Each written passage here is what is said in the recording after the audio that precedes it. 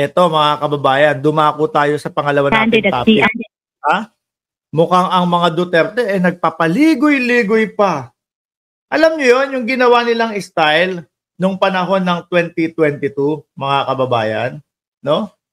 Hindi. Sa mayor pala to. Iba yung mayor na tinatakbuhan ni Kibuloy, ha? Ito mayor, no? Sa Davao. Hanggang ngayon po kasi siguro nag-aamuyan yung dalawang partido diyan sa Davao, mga kababayan. Uulitin ko po. Wala pang tumatakbo o wala pang nagpa-file ng candidacy na pagka-mayor doon sa Davao, mga bossing. Ewan ko lang kung si Kibuloy nag-file na po ng candidacy niya para sa pagka-mayor po sa City of Jail, mga bossing. Iba yung mayor, no, sa City of Jail at iba yung mayor sa Davao. Pakinggan po natin to, mga bossing. Pero ako, kung si Migs Nograles o si Congresswoman Migs Nograles ang makakalaban nila sa Davao, ay nako, mukhang maaari po at posible na yun pong tinatawag na balwarte ng mga Duterte ang Davao. Baka mabago na po yan, mga kababayan. Eto. Marisol, wala pa rin bang balita sa pamilya Duterte kung maghahain sila ng kanilang COC? Yes, Ella, patuloy pa rin tayong nag-aabang dito sa COMELEC office kung kailan maghahain ng Certificate of Candidacy ang pamilya Duterte. Nauna ang sinabi ni Congressman Paulo Pulong Duterte. Medyo alam niyo po, ginawa na po nila yan, mga kababayan, noong 2022 di ba? Ginawa na po nila yan. Doon sa presidential election, medyo, kunyari, ito ang tatakbo, tapos biglang magsasubstitute, last minute, biglang tatakbo, wala na, hindi na din epektibo yan no? Kahit ano pa, alam niyo mga bossing kahit ano pang gawing strategy po nila, yung presyo, ma'am, sa susunod ka na, last minute ka na tumakbo, last minute ka na mag-file, ganito, ganyan. Hindi na po magiging epektibo. Kasi, mga bossing, lahat po ng nasa balita ngayon, lahat po ng nakikita natin sa mga hearing, mga kababayan, dungis na dungis po ang pangalan ng mga Duterte, no? Sa pangunguna po ng dating Pangulo. Ang dami po nilang hindi nasasagot na mga tinatanong sa kanila. Sa mga budget po, ang daming mga gustong itanong sa kanila na ayaw nilang attendan. Bakit? Isa po sa iniisip natin yan, baka hirap po silang ipaliwanag. Ano po? So yung mga bagay na yon, isa pa yung budget na hirap ipaliwanag si Vice Presidente. Ayaw ipaliwanag yung budget. Nakaka-apekto din po sa ratings nila yon, mga kababayan. Di ba? Ako naniniwala ako kung yon pinaliwanag ni Vice Presidente, ito po yung pinaggamitan ko ng dating budget at ito naman po yung para sa 2 billion, dito ko po ilalaan. Kung walang paliwanag, taong bayan, may malaking question mark. Ako po, budget na naman? Iboboto ko ba to? Iboboto ko ba to? Mapapaisip po ng ganun di ba? Sabi ni Margo, Sir Mark, nakatikim ka na ng Margo red wine?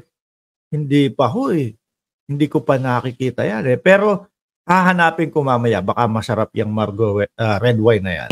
Sa media noong Miyerkules, matapos maghain ang kanyang anak na si Rodrigo Duterte II bilang representante sa 1st District ng Davao City, ay magkakaroon pa aniya sila ng pag-uusap o meeting silang pamilya Duterte. Pero hanggang ngayon, wala pa tayong impormasyon kung ano-ano nga ba ang tatakbuhan nila. Ella, may mga ilang Naku, pasok si Robin dito. Robin, sabi ni Robin, ayaw niya ng dinastiya sa politika. Pero okay si Robin Padilla. Sa 3 Duterte sa loob ng Senado, okay siya dun. Di ba? Hindi mo maalaman talaga kung ano gusto ni Binoy Ano ang masasabi mo sa political dynasty? Garapal na Baka magkaroon na rin later on ang vlogger dynasty pag may nanalo. Yan, sabi ni James. Ayaw ni Binoy niyan. Di ba? Ayaw ni Binoy niyan. Pero okay sa kanya na 3 Duterte ang nasa loob. Okay sa kanya yung puro Duterte, yung mga nakaupo. Oh, di ba? Hindi mo malaman kung siya ba yung ano, hindi mo malaman kung siya ba yung talagang sumulat nung kanyang bill na gustong ipapasa. Mock Journal, nakakatamad ng bumoto, Susmar Joseph. Oh. Saan ka ba papunta? Bakit nasa boarding gate ka? Habol din sa paghahain ng Certificate of Candidacy dito sa tanggapan ng Commission on Election dito sa Davao. Isa na nga riyan ang isang kaalyado ng mga Duterte.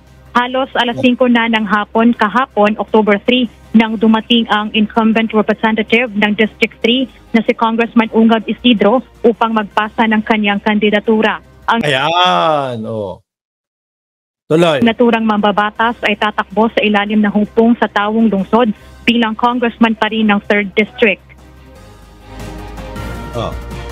This is my last term in my second round. So actually 6 term na nako. So I have served Congress for 5 terms already. So kung palaron man, budaog ta, this will be my 6th term. A total of 18. Wala kaming pakialam sa dinastiya. Si Robin Padilla ang umaayaw sa dinastiya. Di ho ba? Si Robin Padilla ang umaayaw sa dinastiya. Eto, di ba? Duterte, dinastiya din yan sa politika. Gusto pang magsama-sama. Lahat sila sa senador. Oh. Ako wala po akong against sa dinastiya, mga kababayan. Bakit? Kung yung sama-sama naman na yun, magkakamag-anak naman na yun, gusto lahat talaga, mapalago ang Pilipinas. Ano ang problema doon? Di ba?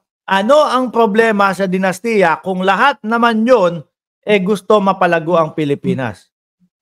Si Robin Padilla ang may problema sa dynasty.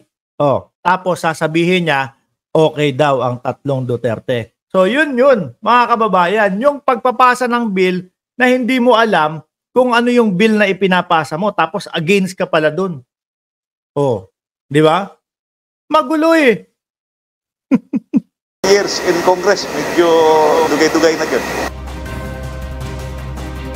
Bagamat nasa ilalim siya ng political organization ni dating Pangulong Rodrigo Duterte, walang aniya siyang impormasyon kung kailan at ano ang posisyon na tatakbuhan ng mga Duterte. Oh.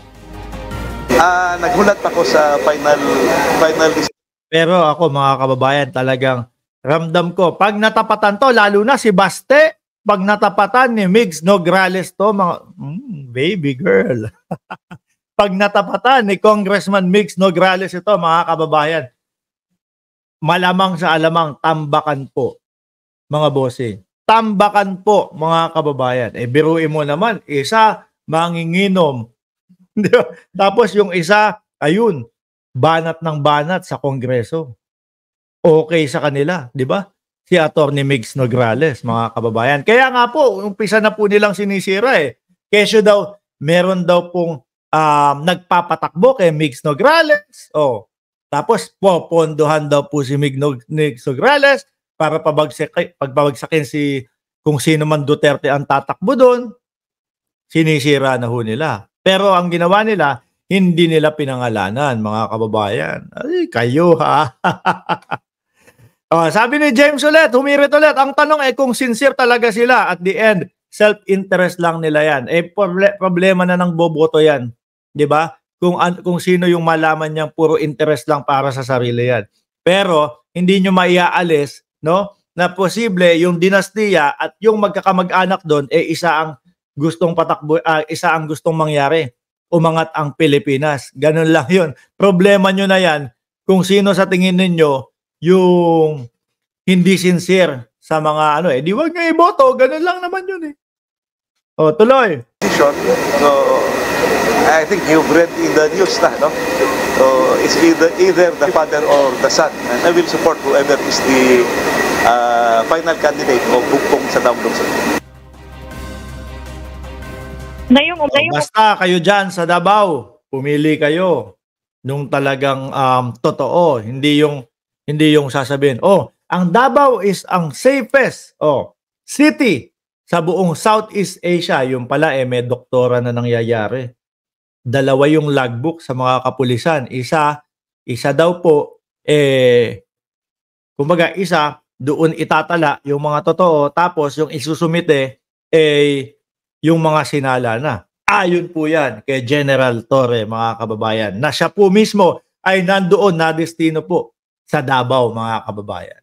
Buko sila no? Huling-huli sila, mga kababayan. Sabi ni Ma'am Lori Mamawag, sa huling araw mag-file, mga yan, magpakiramdaman pa sana. Sana magpahuli si Migs. Mahuli, mga kababayan, si Migs, itataob niyan kung sino man yung makakalaban niyan. Ano?